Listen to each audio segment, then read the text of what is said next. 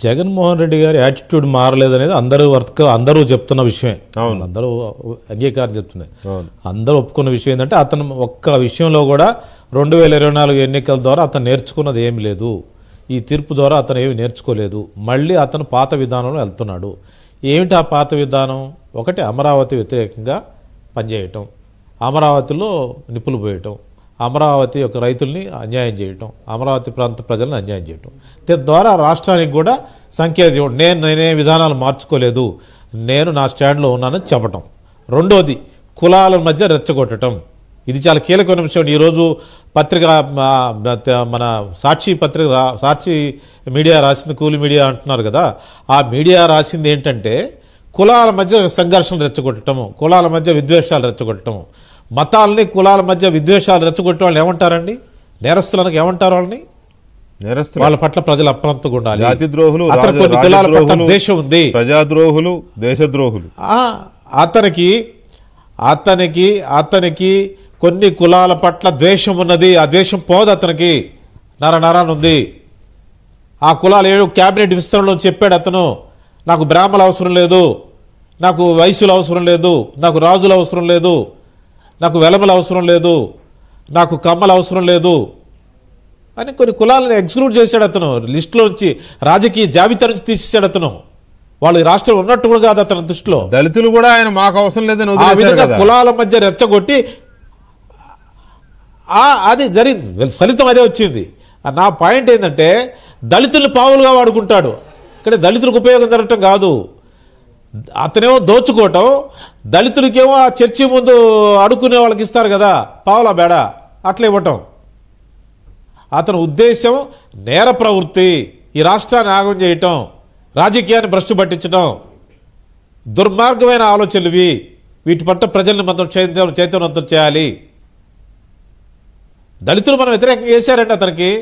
అదే వ్యతిరేకం అతను. ఆయన ఈ కులాలు మాకొద్దని ఆయన అనుకుంటే దళితులేమో ఆయనే మాకొద్దని దళితులు అనుకున్నారు. అందువల్ల దీన్ని ఇంకా స్ట్రాంగ్గా కూటమి నాయకత్వం ఇంకా స్ట్రాంగ్గా గ్రౌండ్ లెవెల్లో జగన్మోహన్ రెడ్డి రేపు వస్తున్నటువంటి ఈ యొక్క పోకడల్ని, ఇప్పుడు మన డిబేట్లో వచ్చిన విషయాల్ని ఇంకా గ్రౌండ్ లెవెల్లో ఎడ్యుకేట్ చేయాల్సిన అవసరం ఉంది. ఏంటంటే ఇప్పుడు ఏం అవసరం అండి అతనికి? నాకు అర్థం కాదు. కులాలు రెచ్చగొట్టాల్సిన పని అవసరం ఏంటి? అమరావతి నిప్పులు పోయాల్సిన పర్సన్ ఏంటి? కట్టినవాడు చూడండి, అమరావతిని ఎలా ముందుకెళ్తావు చూడండి, ప్రోత్సహించండి. నువ్వు నీ సహాయం అడిగారా? నీ ఆలోచన అడిగారా? నేను అసెంబ్లీకి వచ్చావని చెప్పావా? నీ ధోరణే లేదు, నీ కంట్రిబ్యూషనే లేదు. ఎందుకంత దుర్మార్గమైన వార్తలు రాస్తావు? అంటే సమాజంలో విద్వేషాలు రెచ్చగొట్టడం ఇది ఆర్డినరీ విషయం కాదండి, వెరీ సీరియస్ మ్యాటర్ ఇది. దీని పట్ల చాలా జాగరూకతగా ఉండాలి కూటమి నాయకత్వం. గ్రాస్ రూట్ లెవెల్కి తీసుకెళ్లాలి ఈ ఆలోచనని. కూటమి నాయకత్వం ఉండాలి, అసలు ప్రజలు జాగ్రత్తగా ఉండాలి, దాన్ని బాయ్కాట్ చేయాలి. దాన్ని కూటమి నాయకత్వం ప్రజలకు చెప్పాలండి. ఆయన్ని ప్రజలను ఎడ్యుకేట్ చేయాలి. అవును, ప్రజలు ఎడ్యుకేట్ చేయాలి.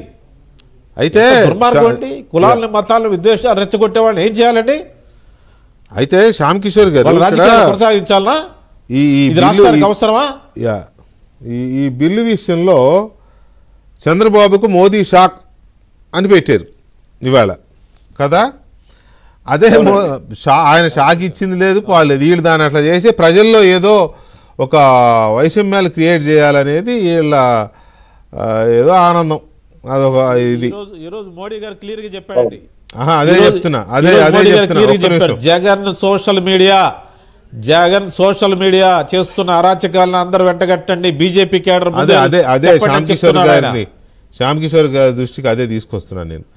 అయితే అదే మోడీ గారు ఈవేళ మార్నింగ్ బ్రేక్ఫాస్ట్ మీటింగ్లో బీజేపీ ఎంపీలతో ఇదైనప్పుడు ఏపీలో కూటమి ప్రభుత్వం బ్రహ్మాండంగా ఉంది, మనం కలిసి పనిచేయడం అనేది అక్కడ మంచి శుభపరిణామాలు ఇస్తోంది, అద్భుతమైన అభివృద్ధి దిశగా వెళ్తోంది, ఇంకా ముందు ఇంకా బాగా అభివృద్ధి సాధిస్తారు చంద్రబాబు నాయుడు నాయకత్వంలో రాష్ట్రం అని చెప్పి అన్నారు కదా. మరి వాళ్ళ షాక్ అని రాసినోడు రేపు బేషన్ రాయాలా వద్దా? పద్ధతి ప్రకారం నిజమైన జర్నలిజం అయితే వాళ్ళ షాక్ అని రాశాడు, మరి రేపు బేషన్ రాయాలి కదా, రాస్తారా? తర్వాత అది కూడా ఇప్పుడు ప్రసాద్ గారు గుర్తు చేసినట్టుగా మోదీ గారు ఇది కూడా చెప్పారు, జగన్ మీడియా సోషల్ మీడియా కానీ చేస్తున్న ఆ విష ప్రచారాలని బీజేపీ ఎంపీలు బీజేపీ నేతలు కూడా సీరియస్గా తిప్పికొట్టండి అనే సూచన కూడా చేశారు. సో దీని మీద మీ రియాక్షన్ ప్లీజ్.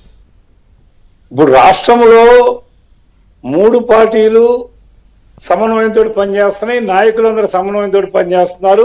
అవును, కేంద్రం రాష్ట్రం కలిసి ప్రయాణం చేస్తూ డబుల్ ఇంజన్ సర్కారు పేరుతోటి ఆంధ్రప్రదేశ్ అభివృద్ధికి ప్రాధాన్యతనిస్తూ మోడీ గారు ఇక్కడ ఏ అవసరం ఉంటే ఆ అవసరాన్ని తీర్చడానికి ప్రాధాన్యతనిస్తున్న నేపథ్యంలో ఇది కొంత వైఎస్ఆర్సీపీకి జగన్మోహన్ రెడ్డి గారికి ఇబ్బందికరమైన పరిణామంగా ఆయనకి అనిపించి ఉండొచ్చు.